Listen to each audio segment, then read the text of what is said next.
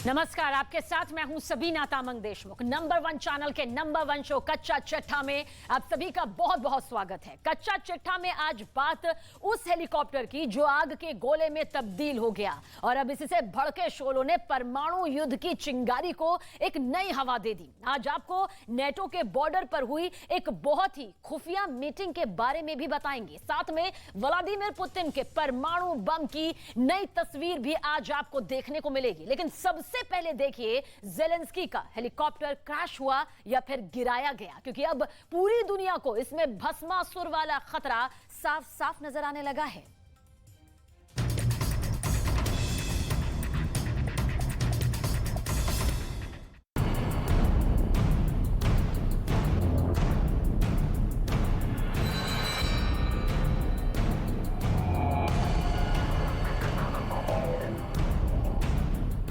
Kyiv के करीब ये आग देखिए, हर तरफ तबाही ही तबाही। नहीं लगता कि यहां कुछ बचा होगा। ये कीव के करीब ब्रोवरी का इलाका है और यहां एक धमाके से पूरा यूक्रेन बुरी तरह से हिल चुका है। ये उस हेलीकॉप्टर का मलबा है जो इस इमारत से टकराया और फिर आग के गोले में बदल गया।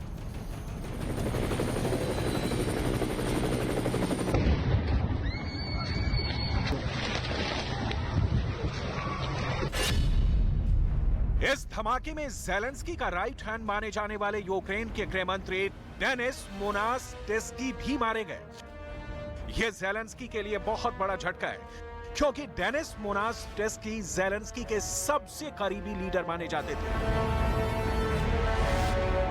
इस ट्रेजेडी ने पूरे यूक्रेन को सदमे में पहुंचा दिया है, क्योंकि इस हेलीकॉप्टर के गिरने को लेकर हादसे से लेकर साजिश वाली कई थ्योरी सामने आ रही हैं। पहले समझिए कि ब्रोवरी में इस हेलीकॉप्टर के साथ क्या हुआ। ये यूक्रेन स्टेट इमरजेंसी सर्विस का Mi-8 हेलीकॉप्टर बताया जा रहा है।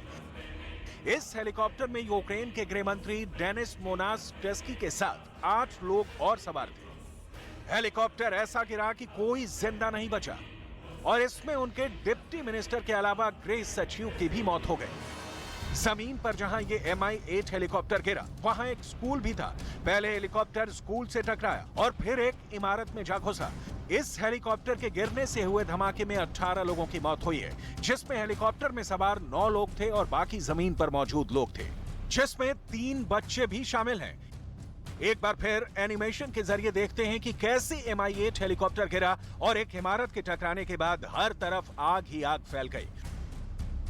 कोई इस मंजर को देखकर डर सकता है, दहल सकता है। यहां ब्रोवरी में युद्ध के दौरान भी ऐसी तबाही लोगों ने नहीं देखी थी। इस घटना में करीब 30 लोग जख्मी हुए हैं। घायल हुए लोगों में बच्चों की तादाद तो 15 से भी ज्यादा है।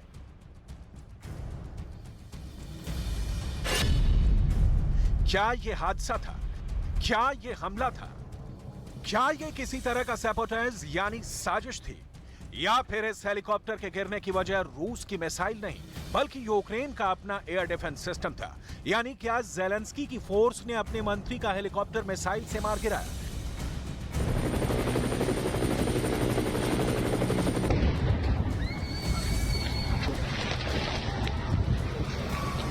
Треба сказати, що зарано робити висновки, зараз вже розпочато кримінальне провадження і слідчі служби безпеки України, Національної поліції, ДБР зараз будуть працювати.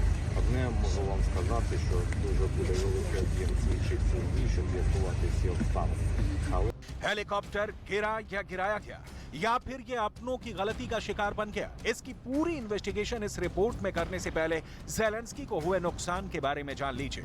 42 वर्ष के डेनिस मोनास्टेस्की वो शख्स थे जो ज़ेलेंस्की के कैबिनेट में सबसे खास माने जाते थे।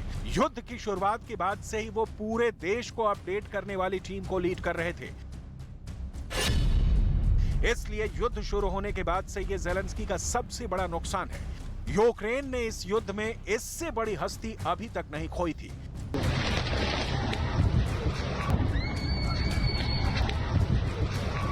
यूक्रेन के युद्ध की शुरुआत से ही वहां का आसमान सुरक्षित नहीं माना जाता है, लेकिन गृहमंत्री डेनिस मोनास्टेस्की अक्सर हवाई दौरे किया करते थे। बताया जा रहा है कि गृह मंत्री डेनिस मोनास्टस्की का हेलीकॉप्टर जिस रूट के ऊपर से गुजर रहा था वो युद्ध में एयर डिफेंस जोन के लिहाज से एक बड़ा हॉटस्पॉट माना जाता है।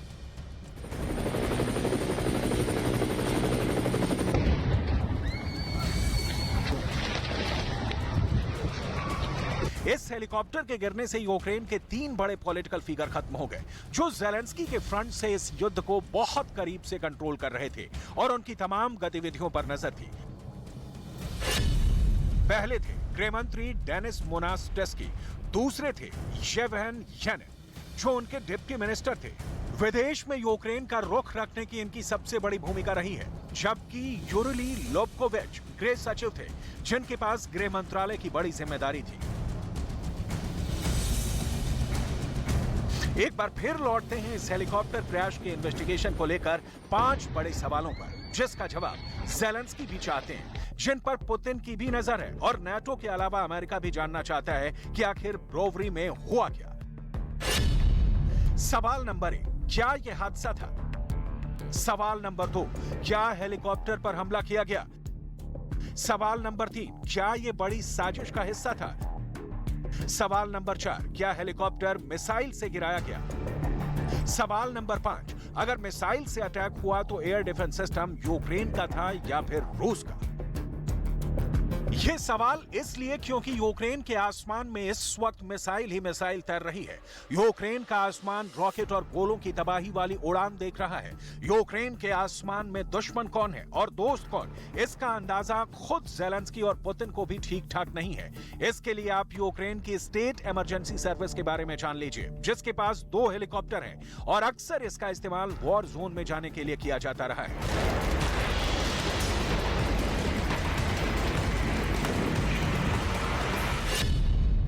इसमें एक हेलीकॉप्टर है MI-8 और दूसरा है मेडिकल इमरजेंसी के लिए यूरोकॉप्टर EC-145। इनमें MI-8 हेलीकॉप्टर MI-17 का पुराना वर्जन है, जिसमें 3 क्रू मेंबर के अलावा 24 लोग बैठ सकते हैं।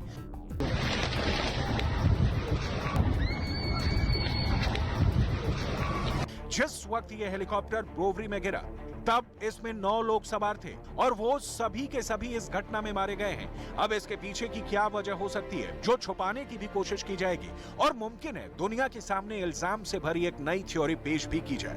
इसलिए इस हेलीकॉप्टर क्रैश से जुड़े सवाल के जवाब देखते हैं।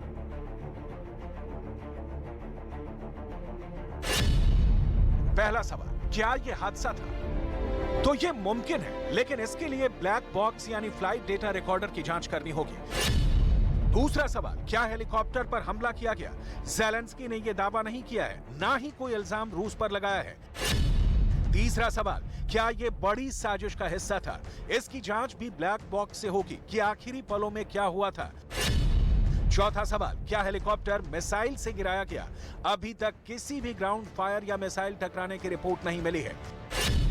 पांचवा सवाल, अगर मिसाइल से अटैक हुआ तो एयर डिफेंस सिस्टम यूक्रेन का था या फिर रूस का? यह बहुत ही अहम सवाल है, क्योंकि ज़ेलेंस्की की फौज पहले ऐसी गलती कर चुकी है। आपको याद होगा कि ज़ेलेंस्की ने इल्जाम लगाया था कि पोलैंड में गिरी मिसाइल रूस की थी, लेकिन बाद में ज़ेलेंस्की पूरी तरह एक्सपोज हो गए थे। उनके इल्जाम को खारिज करने वालों में खुद बाइडेन भी शामिल थे।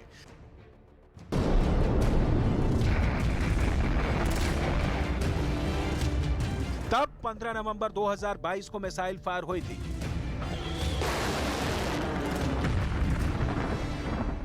टारगेट पर क्या था, दुनिया अनजान थी।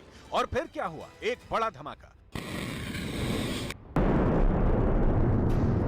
मिसाइल यूक्रेन से सटे पोलैंड के पूर्वी इलाके में गिरी थी और तब पोलैंड के 2 और लोगों की भी मौत हुई थी। खबर फैल गई कि हमला तो रूस ने कराया है, नाटो पर हमला हो गया है।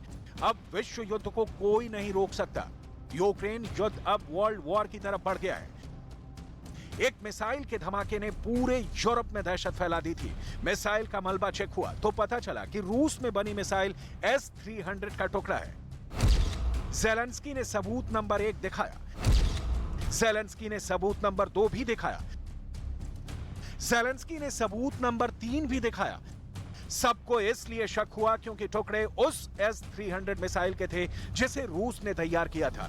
इसलिए लगा कि हमला भी जरूर पुतिन ने कराया होगा। लेकिन शक ज़ेलेंस्की पर भी गहराया। सवाल उठने लगे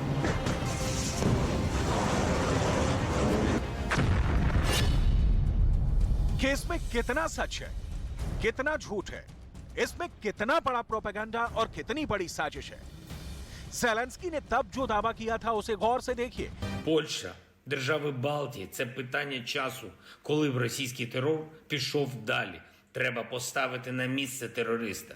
Чим довше Росія відчуває безкарність, тим більше буде загроз для усіх, кого можуть досягнути російські ракети.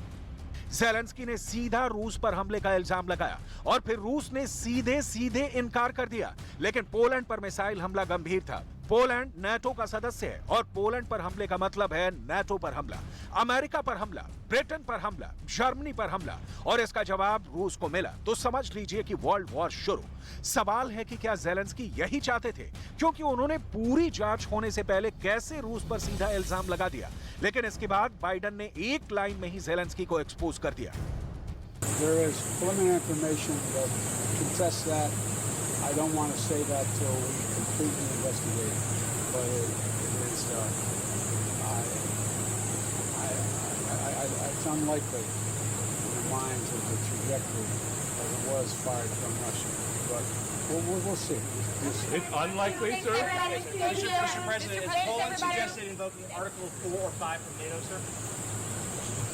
Down in front, guys. Down in front. We're going to probably have a meeting of the. Biden ने एक तरह से पुतिन को क्लीन चिट दी थी, यानी बाइडेन इस मिसाइल हमले को लेकर ज़ेलेंस्की के साथ नहीं बल्कि पुतिन के साथ खड़े हुए नजर आए। ज़ेलेंस्की तब इसलिए एक्सपोज हुए थे क्योंकि जिस मिसाइल की रेंज 150 किलोमीटर है वो डॉनबास से उड़कर 1000 किलोमीटर दूर पोलैंड में कैसे पहुंच सकती है। S-300 वैसे भी एयर डिफेंस मिसाइल है जिसे हवाई टारगेट के खिलाफ इस्तेमाल किया जाता है। यहीं ज़ेलेंस्की की थ्योरी फेल हो गई। उनका आरोप सिर्फ एजेंडा साबित हुआ, जिसे बाइडेन ने भी खारिज कर दिया। На Украине очень много людей, которые понимают, что происходит, и дают правильную оценку. Особенно после того, что современные властители Украины начали творить и с гражданским населением, с созданием так называемых заградотрядов. इसलिए ब्रोवरी में जो हेलीकॉप्टर गिरा, अगर उस पर मिसाइल से हमला हुआ है तो इसके पीछे भी ज़ेलेंस्की का एयर डिफेंस हो सकता है। यूक्रेन के 3 एयर डिफेंस सिस्टम देखिए जो कीव के आसपास ही तैनात हैं। पहला है स्टिंगर सिस्टम जो अमेरिका से मिला है, दूसरा है स्ट्रेला और तीसरा है सोवियत दौर का S-300 एयर डिफेंस सिस्टम।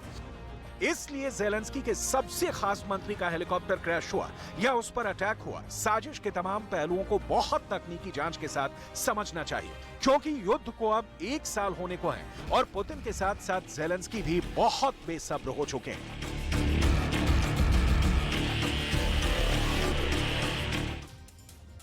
और अब आप इस बात को समझिए कि यूक्रेन के अंदर भी बहुत खतरनाक युद्ध चल रहा है और यूक्रेन के बाहर इससे भी बड़ी जंग की तैयारी अब होने लगी है। अब खबर सामने आ रही है कि अमेरिका और यूक्रेन के जनरल की एक खुफिया मीटिंग भी हुई, जिसके बाद अब यह माना जा रहा है कि नेटो अब खुलकर रूस पर हमला करेगा। इधर व्लादिमीर पुतिन ने ऐलान कर दिया है कि अगले 72 घंटे के अंदर रूस बहुत बड़ा हमला करने वाला है। क्या यह पूरी प्लानिंग है? इस स्पेशल रिपोर्ट के जरिए आप देखें।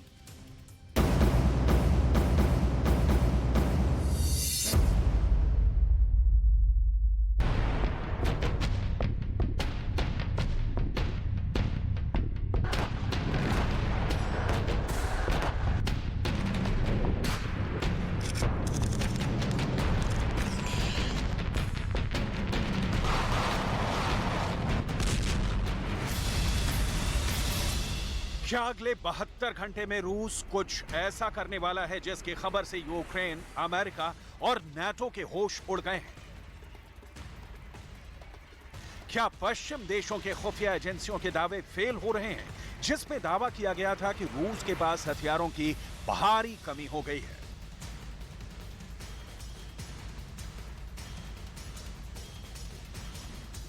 क्या राष्ट्रपति पुतिन रूस के स्पेशल ऑपरेशन से मार्च 2023 तक पूरे यूक्रेन पर कब्जा कर लेंगे? लगभग 11 महीने से चल रही जंग में क्या अब रूस युद्धपोत और पनडुब्बियों को तबाह करने वाली मिसाइलों से यूक्रेन पर खौफनाक हमले कर रहा है? आखिर जंग में अब ऐसा क्या हो रहा है कि पोलैंड के प्रधानमंत्री को कहना पड़ रहा है कि अगर यूक्रेन जंग में हारा तो तीसरा विश्व युद्ध शुरू हो जाएगा?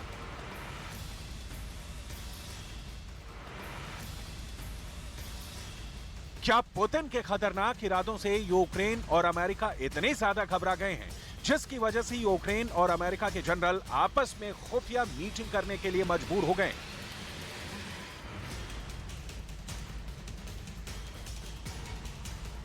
300 दिन से ज्यादा की जंग में पुतिन ने साबित कर दिया है कि पुतिन का रूस भयानक जंग करने में सबका बॉस है।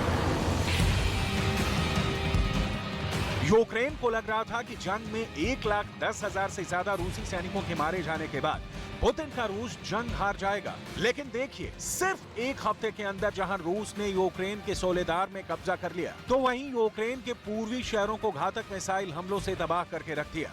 चाहे यूक्रेन का नेप्रो शहर हो या फिर कीव, रूस की मिसाइलों को ना तो यूक्रेन का डिफेंस सिस्टम रोक पाया और ना ही अमेरिका की घातक मिसाइल। एक हफ्ते में ही यूक्रेनी लोगों की चीखें निकलने लगी। अब यूक्रेन, नाटो और अमेरिका भी कहने लगे हैं कि रूस के घातक हमलों को रोकने के लिए यूक्रेन के पास हथियारों की भारी कमी है। यूक्रेन की जनता भी अब चीख चीख कर सड़कों पर कह रही है कि यूक्रेन को बेहतर मिसाइल डिफेंस सिस्टम दो, लंबी दूरी की घातक मिसाइलें दो, वरना यूक्रेन रूस के हाथों बेमौत मारा जाएगा। More help to protect our sky, to protect our people, because many of them are dying right now, and it's such a grief to live here, and every day we see this.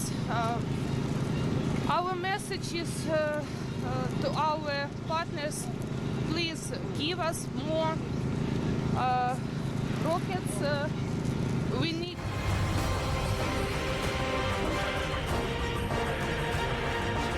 Soledar में रूस का खूनी हमला और Kyiv, नेप्रो पर रूस के घातक मिसाइल अटैक ने यूक्रेन की जनता में खौफ पैदा कर दिया है। राष्ट्रपति पुतिन भी यही चाहते हैं कि यूक्रेन की जनता को एहसास हो जाए, रूस हार नहीं रहा है बल्कि यूक्रेन को मार रहा है। अब तो ये भी खबर आ रही है कि अगले 72 घंटे में रूस यूक्रेन पर और भी ज्यादा भयानक हमले करने जा रहा है। शायद यही वजह है कि अभी तक रूस की हार का दावा करने वाले यूक्रेन और अमेरिका भी पुतिन से खौफ खाने लगे हैं, जिसकी वजह से यूक्रेन और अमेरिका के जनरल्स ने यूक्रेन पोलैंड सीमा में एक सीक्रेट जगह पर खुफिया मीटिंग की है। कुछ रिपोर्ट्स के मुताबिक पुतिन के सख्त तेवरों से यूक्रेन और अमेरिका बुरी तरह से घबरा गए हैं। रिपोर्ट में दावा किया गया है कि अमेरिका और यूक्रेन के बीच यूक्रेन पोलैंड सीमा पर खुफिया मीटिंग हुई है। इस खुफिया मीटिंग में अमेरिकी सेना के प्रमुख जनरल मार्क मिले और यूक्रेनी सेना के चीफ जनरल वालेरी जालुझनी आपस में मिले। जंग को 1 साल होने वाला है। ऐसा पहली बार है जब यूक्रेन और अमेरिका के जनरलों के बीच मीटिंग हुई। गुप्त जगह पर हुई इस मीटिंग में सोलेदार पर रूस का कब्जा और नीप्रो में रूस के घातक मिसाइल हमलों पर काफी विस्तार से बात हुई है। इसके अलावा यूक्रेन ने अमेरिका से साफ कहा है कि America patriot air defence system जल्द से जल्द यूक्रेन को दे। खबरों के मुताबिक मीटिंग में अमेरिका और यूक्रेन के बीच इस बात को लेकर भी चर्चा हुई है कि रूस को कैसे हराया जाए। रूस के भयानक हमलों के बीच अमेरिका के जनरल मार्क मिले और यूक्रेन के चीफ जनरल वालेरी जालुझनी के बीच खुफिया मीटिंग ने डिफेंस एक्सपर्ट्स को चौंका दिया है। खबरों के मुताबिक रूस ने जिस तरह से नीप्रो और सोल्वो रॉकेट सिस्टम से घातक मिसाइलों से हमला किया है, उससे यूक्रेन और अमेरिका बुरी तरह से घबराए हुए हैं, क्योंकि रूस ने अपनी एयरफोर्स, युद्धपोतों और जमीन से सोल्वो मिसाइल सिस्टम से पूर्वी यूक्रेन पर भयानक हमले किए हैं, जिसमें बहुत बड़े पैमाने पर यूक्रेनी मारे गए हैं। रूस के इस हमले के बाद से यूक्रेन में दहशत है, जबकि अमेरिका हैरान है। देखिए अमेरिका में पेंटागन के प्रवक्ता जनरल पैट राइटर क्या कह रहे हैं। You know that Russia launched a very heavy salvo of missiles from aircraft, from naval vessels, and from land against Ukrainian civilian infrastructure and civilian targets over the weekend. I think, again, it just highlights the nature of this conflict and the lack of civility on the. पिछले 2 हफ्तों में रूस ने Ukraine पर कब्जा करने के mission को बहुत तेज कर दिया है। 3 दिन तक जबरदस्त खून खराबे के बाद रूस ने 12 जनवरी 2023 को यूक्रेन के सोलेदार पर कब्जा कर लिया है। दावों के मुताबिक महज 3 दिन की लड़ाई में 10,000 से ज्यादा रूसी सैनिक मारे गए हैं, लेकिन 200 किलोमीटर में फैली नमक की सुरंग वाले शहर सोलेदार अब रूस के कब्जे में है। डिफेंस एक्सपर्ट्स के मुताबिक 2 हफ्ते में रूस ने पूर्वी और दक्षिणी यूक्रेन पर खास तौर से अपना फोकस रखा है। रूस चाहता है कि पूरे डॉनबास पर रूस का जल्द से जल्द कब्जा हो जाए। Полномасштабные военные действия на Донбассе с 2014 года не прекращались с применением тяжелой техники, артиллерии, танков и авиации. Это все происходило. Все, что мы делаем сегодня, в том числе и специальная военная операция, это, как я уже многократно говорил, попытка прекратить эту войну. Вот в чем смысл нашей... खबरों के मुताबिक पुतिन ने रूस के स्पेशल ऑपरेशन के chief commander general Valery Gerasimov को साफ बोल दिया है कि मार्च 2023 तक डॉनबास पर पूरी तरह से कब्जा कर लो। पुतिन के इन तेवरों को भांपकर अब नेटो ने यूक्रेन को बचाने के लिए अपने 3 आवास्क विमानों को युद्ध के मैदान में उतार दिया है। खबर के मुताबिक रोमानिया में तैनात नेटो के 3 निगरानी विमानों में से 2 बुखारेस्ट के पास एक हवाई ठिकाने पर पहुंच गए हैं। 3 आवास्क विमान जंग में पुतिन की फौज पर निगरानी रखेंगे। ये खास आवास्क विमान airborne warning and control system से लैस हैं।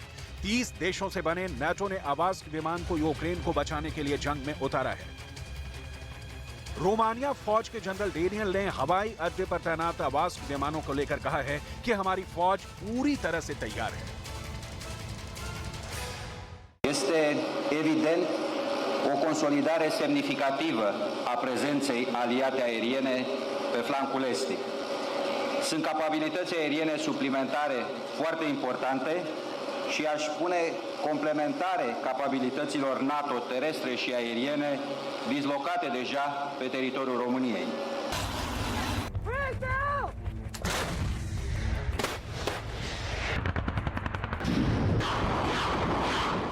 हैरानी की बात तो यह है कि नेटो और यूक्रेन उस वक्त सबसे ज्यादा जंग की तैयारी कर रहे हैं जब यूक्रेन और नेटो दावा कर रहे थे कि रूस जंग में हार रहा है और यूक्रेन जीत रहा है। लेकिन देखिए, रूस ने इस वक्त यूक्रेन के 13 से ज्यादा शहरों पर भारी तबाही मचाई हुई है।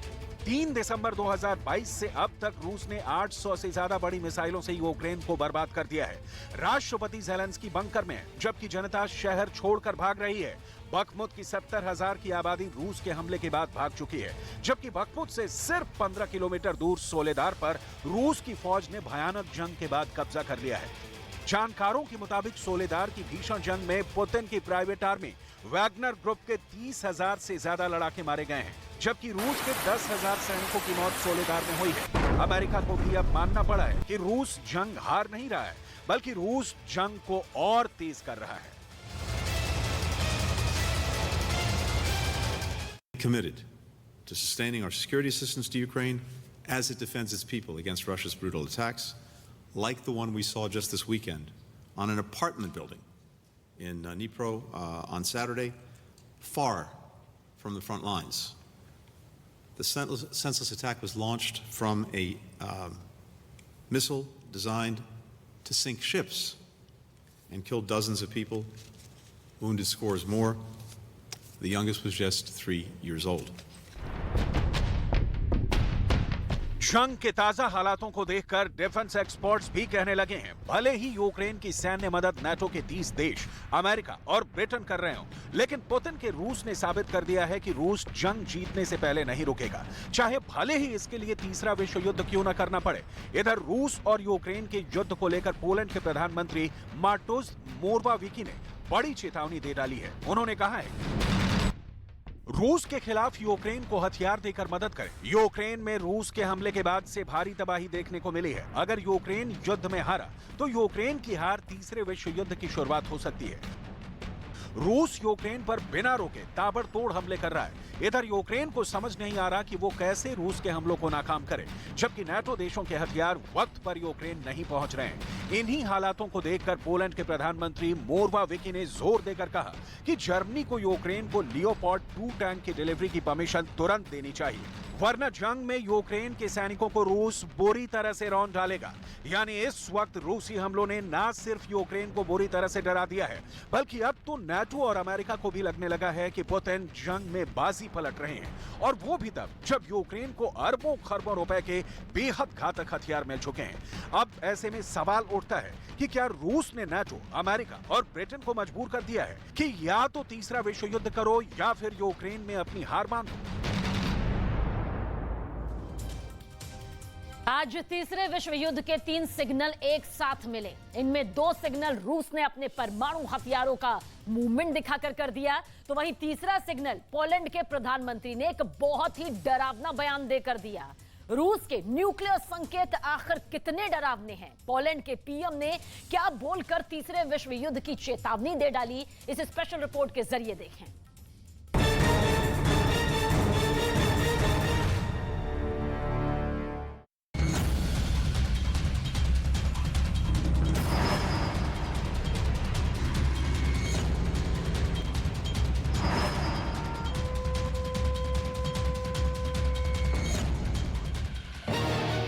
ये तीनों तस्वीरें इंटरनेशनल मीडिया में हेडलाइन बनी हुई हैं। इस वीडियो में दुनिया को क्यों परमाणु खतरे का सिग्नल दिखाई दे रहा है, सबसे पहले इसे जान लीजिए। पहला वीडियो, ये रूस का सबसे घातक और दुनिया का सबसे बड़ा न्यूक्लियर बॉम्बर है। इस बम वर्षक से रूस की न्यूक्लियर फोर्स परमाणु बम गिरा सकती है। रूस के इस न्यूक्लियर बॉम्बर का नाम है Tu-160। रूस के इस परमाणु बम वर्षक ने कहां उड़ान भरी है, क्यों भरी है, किसे डराने के लिए रूस ने इसे उड़ाया है? क्या रूस के इस न्यूक्लियर बॉम्बर ने परमाणु बम के साथ उड़ान भरी है?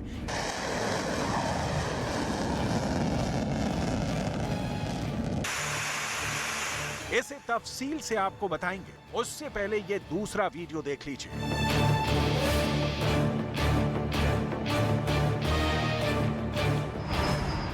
दूसरा वीडियो, ये जमीन से लॉन्च होने वाला रूस का परमाणु हथियार है। रूस का ये एटम बम कहां जा रहा है?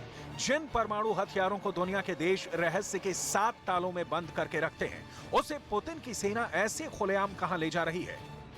इसे जानने से पहले तीसरा वीडियो देख लीजिए।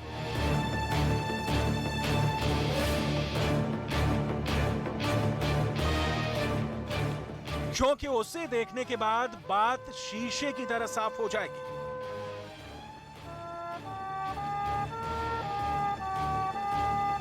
ये रूस के राष्ट्रपति पुतिन का सबसे ताजा वीडियो है। यूक्रेन युद्ध के बीच पुतिन बाहर निकले, दूसरे विश्व युद्ध में शहीद सैनिकों को श्रद्धांजलि दी। लेकिन इसी बीच तीसरे विश्व युद्ध की सीधी चेतावनी सामने आ गई है। तीसरे विश्व युद्ध का अलार्म किसी और ने नहीं, बल्कि यूक्रेन का सबसे बड़ा मददगार और उसके पड़ोसी पोलैंड के प्रधानमंत्री ने बजाया है। पोलैंड के प्रधानमंत्री मार्टोश मोरवाविकी ने दुनिया को डराने वाला बयान दिया है, जिसमें साफ साफ तीसरे विश्व युद्ध की चेतावनी है। यूक्रेन की हार तीसरे विश्व युद्ध की एक प्रस्तावना बन सकती है, इसलिए आज यूक्रेन की मदद को अनिश्चित काल के लिए स्थगित करने का कोई कारण नहीं है। जर्मनी को यूक्रेन को लियोपार्ड 2 टैंक की डिलीवरी की अनुमति देनी चाहिए। यूक्रेन आज सिर्फ अपनी आजादी के लिए नहीं, बल्कि यूरोप की सुरक्षा के लिए भी लड़ रहा है। मैं जर्मन सरकार से इस युद्ध में निर्णायक भूमिका निभाने और हर तरह के हथियार की डिलीवरी का आग्रह करता हूं। पोलैंड के प्रधानमंत्री पहले शख्स नहीं हैं जिन्होंने यूक्रेन में लगी अशांति की आग में दुनिया भर के झुलसने का खतरा जताया है, बल्कि उनसे पहले नाटो प्रमुख भी ये डर जता चुके हैं। दुनिया की सबसे ताकतवर सेना के चीफ ने एक इंटरव्यू में कहा था कि उन्हें सबसे ज्यादा डर रूस से है, क्योंकि रूस अपनी हार बर्दाश्त नहीं कर सकता। यही वजह है कि यूक्रेन और उसके मददगार देशों पर दबाव बनाने के लिए रूस की सेना आए दिन कुछ न कुछ करती रहती है। मिसाल के तौर पर रूस के न्यूक्लियर बॉम्बर Tu-160 के उस हालिया उड़ान को ही ले लीजिए। रूस ने अभी तक अपने इस खतरनाक बॉम्बर को यूक्रेन में नहीं उतारा है। ये ऐसा बॉम्बर है जिससे यूरोप और अमेरिका तो बहुत अच्छी तरह वाकिफ है, क्योंकि इन्हें ऐसे ही बड़े टारगेट पर परमाणु हमले के लिए तैयार किया गया है। Tu-160 ये दुनिया का सबसे बड़ा न्यूक्लियर बॉम्बर है, जो आवाज से भी तेज गति से उड़ता है। रूस के पास ऐसे 17 से ज्यादा बॉम्बर हैं और अब इनकी तादाद 25 से ज्यादा किए जाने की तैयारी है। 40,000 किलो बम और मिसाइल लेकर उड़ने वाला ये बॉम्बर आसमान में अमेरिका की सबसे बड़ी दहशत माना जाता है।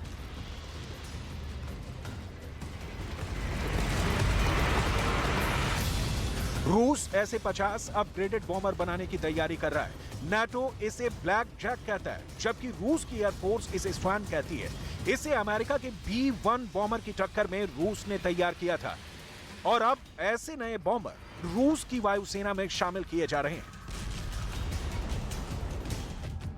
Tu-160 की टॉप स्पीड 2220 किलोमीटर प्रति घंटा है। यह विमान 1,10,000 किलो के कुल वजन के साथ उड़ान भरने में सक्षम है। इसके पंखों का फैलाव 56 मीटर है। रूस की सेना में इस वक्त 17 Tu-160 स्ट्रेटेजिक बॉम्बर्स मौजूद हैं। लेकिन क्या रूस ने अपने इन बॉम्बरों को परमाणु बम से लैस कर दिया है? इसका जवाब सिर्फ रूस के पास है। रूस ने इस परमाणु बम वर्षक विमान को आर्कटिक सागर के ऊपर उड़ाने का दावा किया है। हालांकि रूस की तरफ से इसकी पक्की लोकेशन की जानकारी नहीं दी गई है, लेकिन उस बॉम्बर का उड़ान अपने आप में बहुत बड़ा संकेत देता है। पुतिन इस वक्त युद्ध की नई रणनीति को लेकर कितने गंभीर हैं, इसके लिए आपको रूस की जमीन पर ले चलते हैं।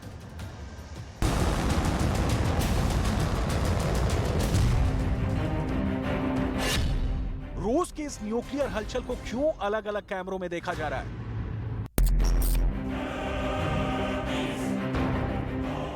अगर ये रूस का परमाणु हथियार है, तो एटम बम कहां जा रहा है? जिन परमाणु हथियारों को दुनिया के देश रहस्य के 7 तालों में बंद करके रखते हैं, उसे पुतिन की सेना ऐसे खुलेआम कहां ले जा रही है?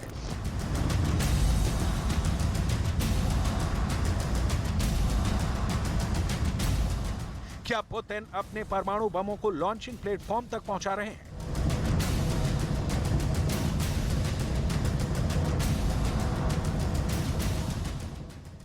क्या रूस की न्यूक्लियर फोर्स यहां परमाणु बम सेट कर रही है?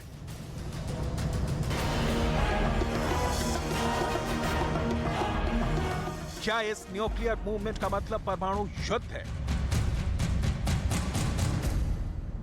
ऐसा रूस ने पहली बार नहीं किया है। एक हफ्ते में रूस ने तीसरी बार अपने परमाणु हथियारों को दुनिया को ऐसे खुलेआम दिखाया है।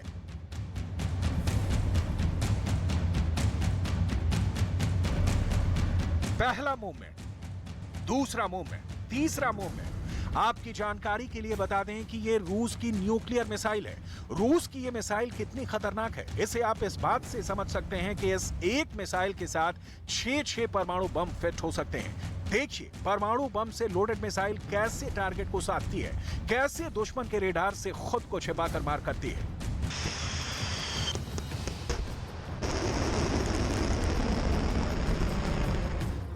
अपने परमाणु युद्धाभ्यास में इस मिसाइल को दागकर पुतिन पहले ही दुनिया को डरा चुके हैं। परमाणु हमला करने वाली ये मिसाइल जब अपने टारगेट की तरफ बढ़ती है तो कैसे आकाश में आग लगाती है,